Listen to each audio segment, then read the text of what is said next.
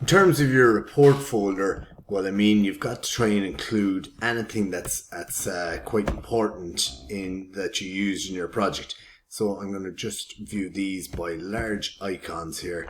So I'm going to make them extra large icons. So as it stands at the moment, I mean, your microbit files. So I've got 2 in there. You might have only used 1. You might have used 3. Whatever the case may be. I'm just going to download a random one here. So get into your MakeCode. Sonary bit. I haven't a clue what that is there. But whatever you want to download. Remember, download it to your computer.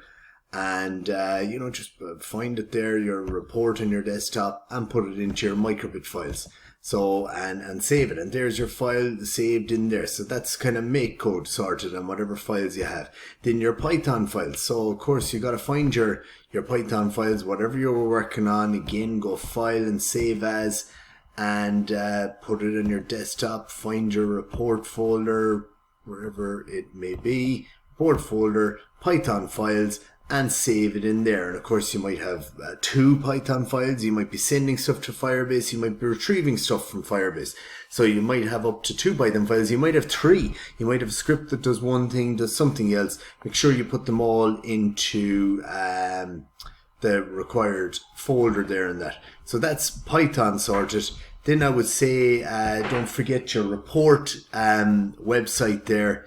Or however you've it done, again, you download that same way as we would have done for the artifact. And the last thing I would mention maybe is miscellaneous. So if you want to throw in a few things like architecture, they're going to be in your reports anyway. So we can discuss this tomorrow, whether we need to include this one at all. But those 3 anyway are the key ones you need to include in your report.